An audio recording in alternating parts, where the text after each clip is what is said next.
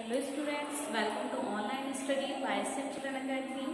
आज हम क्लास 10 हिंदी व्याकरण पाठ 2 वाच्य एवं वाच्य परिवर्तन के विषय में पढ़ेंगे। जैसे कि पिछले पाठ में आपने वाक्य के बारे में आप पढ़ ही चुके हैं। अर्थात वाक्य वह होता है जो वाक्य शब्दों का एक ऐसा समूह होता है जो पूर्ण अर्थ देता है, और वाक्य में आपने उसके भेदों के बारे में यानी रचना की दृष्टि से वाक्य के कितने भेद होते हैं उनके बारे में विस्तार से पढ़ा है। तो फिर भी आपके पूर्ण ज्ञान के लिए मैं आपको बता देती हूँ कि रचना की दृष्टि से वाक्य के 3 भेद माने गए हैं: सरल वाक्य, संयुक्त वाक्य और मिश्र वाक्य। अब आपका पाठ 2 वाच्य आता है, जिसमें सबसे पहले हम ये जानेंगे कि वाच्य क्या होता है, वाच्य का शाब्दिक अर्थ क्या होता है, उसकी परिभाषा, उसके भेद और उसके उदाहरण, इन सब के विषय में जानेंगे। और उसके बाद हम उसमें कि किस तरह से हम उसको एक दूसरे में चेंज कर सकते हैं, कि कर्मवाच्य को कर्तृवाच्य में कैसे चेंज करते हैं और भाववाच्य को कर्मवाच्य में कैसे करते हैं, इस तरह से हम उसके बारे में आपको बताएंगे। तो सबसे पहले हम देखते हैं वाच्य। वाच्य का शाब्दिक अर्थ होता है, वाच्य को इंग्लिश में क्या कहते हैं, वॉइस कहते हैं, और जिसका शाब्दिक अर्थ होता है बोलने का विषय।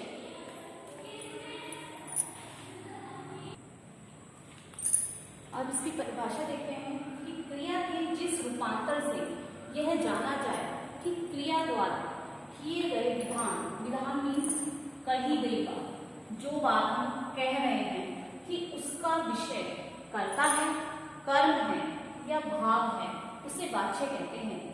अर्थात कही गई बात का विषय कर्ता है, कर्म है या भाव, यानी जो कर्ता, कर्म या भाव इन तीनों के विषय में बताए वो वाच्य कहलाता है।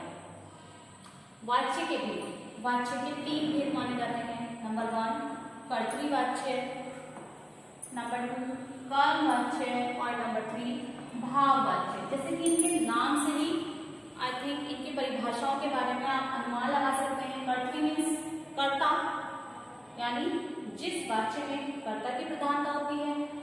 कर्म मीन्स जिसमें कर्म, कार्य, कौन क्या कर रहा है वो, उसकी प्रधानता होती है। और भाव, जिसमें भाव की प्रधानता होती है, वो भाववाच्य कहलाता है। फिर भी हम इनकी परिभाषा और इनके उदाहरण को अच्छे से देखेंगे।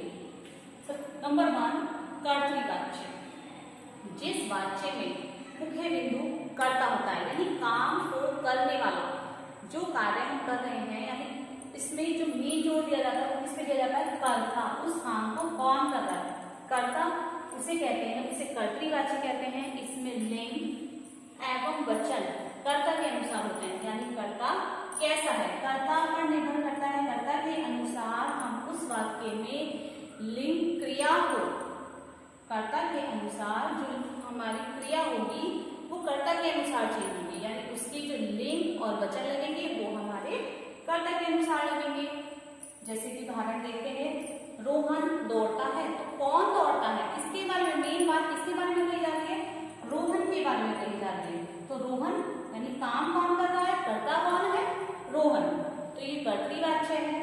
मोर नाच रहा है, मोर कौन नाच रहा है, मोर नाच रहा है, तो क्रिया क्या हो रही है, नाचने की, लेकिन कौन कर रहा है, मोर कार्य कर रहा है उस कार्य को, तो ये मोर इसमें कर्ता हो गया। नंबर 3 सीता बाजार जाएगी, इस वाक्य में कौन बाजार जाएगी, सीता बाजार जाएगी। तो अब आप इसमें लिंग और वचन में किस तरह से परिवर्तन हुआ है क्रिया में देखिए। रोहन हमारा पुल्लिंग है, रोहन के अनुसार हमारी क्रिया दौड़ता, ना कि दौड़ती शब्द यहाँ पर यूज है बल्कि दौड़ता। मोर को हम पुल्लिंग मानते हैं, पुल्लिंग के अकॉर्डिंग वर्ब भी पुल्लिंग लगी है। और सीता इसमें लिंग है, उसके अकॉर्डिंग यहाँ पर हमने जाएगी शब्द यूज किया है, जाएगा नहीं, क्या किया है, जाएगी। तो आई थिंक आपको वाच्य के प्रथम भेद कर्तृवाच्य अच्छे से समझ आ गया होगा।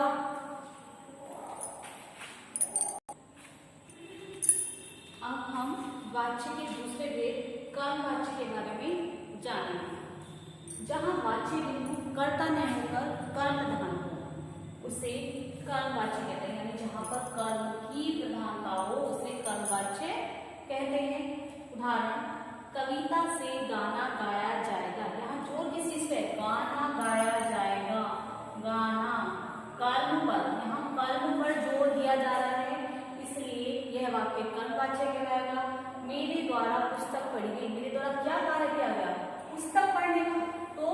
पुस्तक। यहाँ कर्म पर जोर दिया गया, तो इस तरह के उदाहरण क्या होते हैं, कर्मवाचक होते हैं। यानी जहां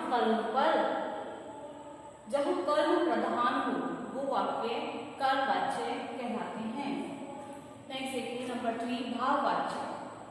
जहां वाच्य बिंदु न तो कर्ता हो और न कर्म हो, यानी जहां पर केवल भाव की ही प्रधानता हो उसे क्या कहते हैं, इसे भाववाच्य कहा जाता है। यानी जहां भाव मुख्य होता है उसे भाववाच्य कहा जाता है।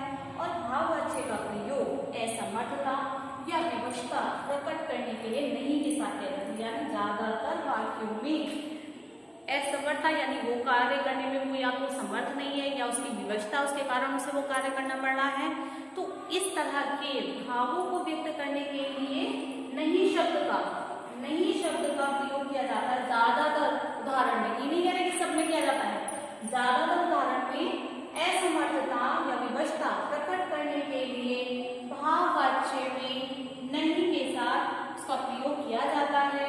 जैसे उदाहरण देखिए, अब चला नहीं जाता और अब चला नहीं जाता, तो यहाँ नहीं शब्द आ रहा है क्या करने के लिए, असमर्थता, कि वो उस कार्य को करने में समर्थ नहीं है। बच्चों द्वारा सोया जाता है, बच्चों द्वारा क्या कार्य किया जाता है, सोया जाता है, तो यहाँ पर भाव की प्रधानता है।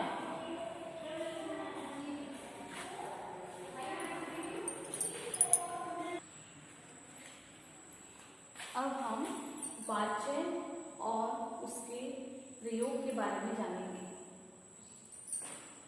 नंबर 1 इंग्लिश में और हिंदी में। जैसे कि मैंने आपको पहले ही बताया था कि वाच्य को इंग्लिश में वॉइस कहते हैं, यानी वॉइस, एक्टिव वॉइस 2 टाइप्स की होती है, active voice and passive voice. These are the examples of in English and these are in Hindi examples. John eats an apple. John, अगर हम हिंदी में देखें तो अगर सिंपल कोई भी बात कही जाती है तो वो हमारा सेंटेंस किसमें होता है, एक्टिव वॉइस में होता है। John eats an apple. John सेब खाता है, तो ये भी हमारी सिंपल बात कही जा रही है, तो ये हमारा सेंटेंस कैसा हो गया, कर्तृवाची हो गया।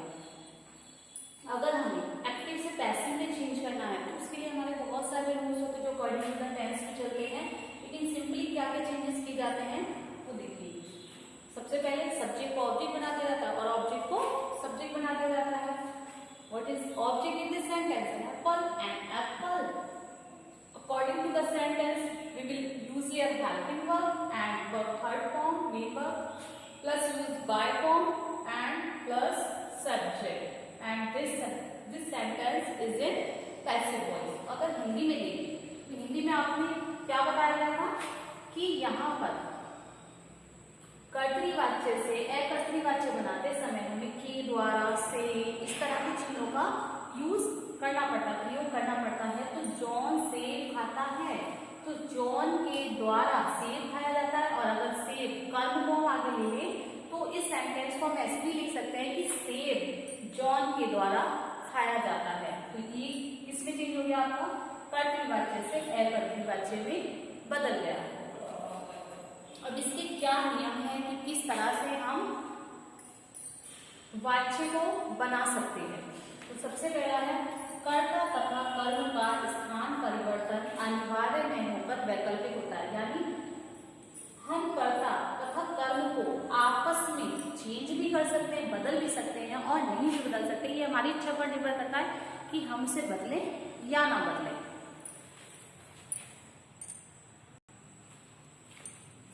नंबर 2 कर्ता के बाद से के द्वारा या द्वारा भी लगा सकते हैं, के द्वारा भी लगा सकते हैं और से भी लगा सकते हैं। जो भी आपको उचित लगे उस परसर्व चिन्ह का हम प्रयोग कर सकते हैं।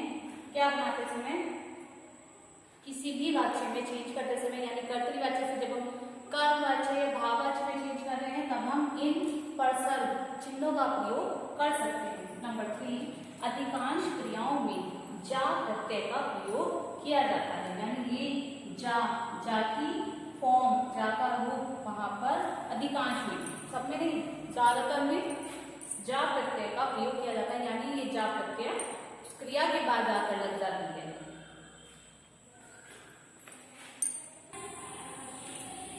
बच्चों, अभी तक हमने वाच्य की परिभाषा, वाच्य के भेद, उसके नियम, इनके विषय में पढ़ा। अब हम वाच्य परिवर्तन कैसे करते हैं, यानी अगर हमारा एक वाक्य कर्तृवाच्य में है और उसे हमें कहा जा रहा है कि कर्मवाच्य में बदलिए, तो उसे हम किस तरह से आपस में बदल सकते हैं।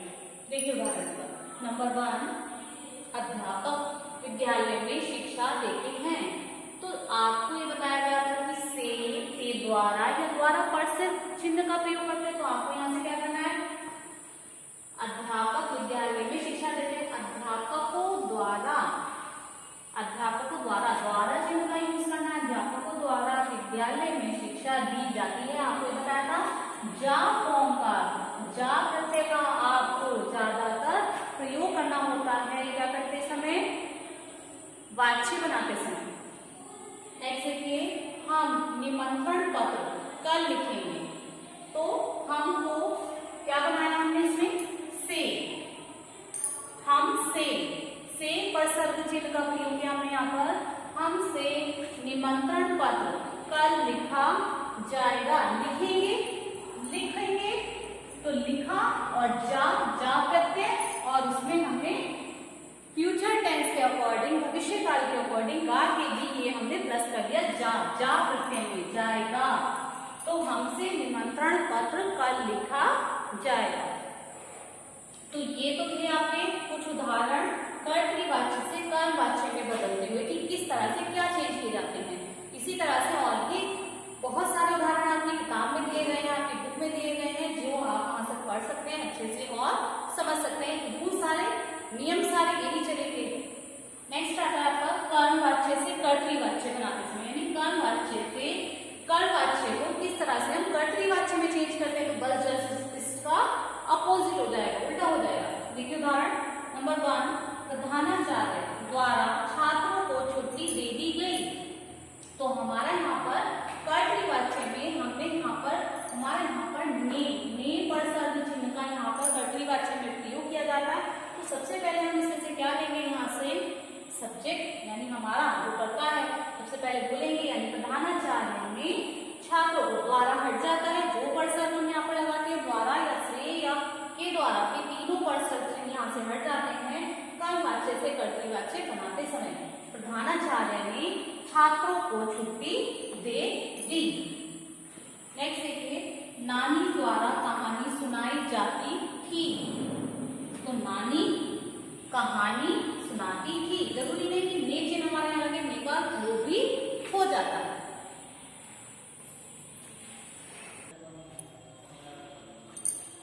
अब देखिए, कर्तृवाच्य से हम भाववाच्य में किस तरह उसको परिवर्तन कर सकते हैं, किस तरह से बदल सकते हैं। और एग्जाम में भी हमारे इसी तरह से आता है कि किसी भी तरह से आ सकता है। वाच्य की परिभाषा भी पूछ सकते हैं, वाच्य कितने प्रकार के होते हैं, किसी भी वाच्य का उदाहरण, परिभाषा, या किस तरह से उनमें परिवर्तन किया जाता है, या उदाहरण दे दिए, उसमें आपने पूछ लिया कि ये किस वाच्य का उदाहरण है, कर्तृवाच्य का, कर्मवाच्य का या भाववाच्य का। तो आपको सब कुछ बहुत अच्छे से पता होना चाहिए कि वाच्य क्या होता है, वाच्य के भेद क्या होते हैं, उसकी परिभाषा क्या है, और हर परिभाषा की, हर वाच्य के भेद और हर वाच्य की परिभाषा और उसके उदाहरण सब पता होने चाहिए। और परिवर्तन किस तरह किया जाता है ये सब कुछ पता होना चाहिए। इसलिए आप इस चैप्टर को दोबारा से एक बार बुक से पढ़ें, अपनी बुक से पढ़ें, उसमें बहुत सारी एक्सरसाइज दी गई, उनको करने की कोशिश करें।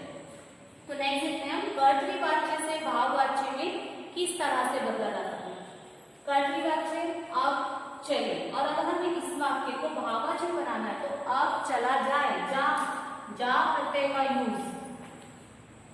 मैं इतनी गर्मी में सो नहीं सकता, मुझसे।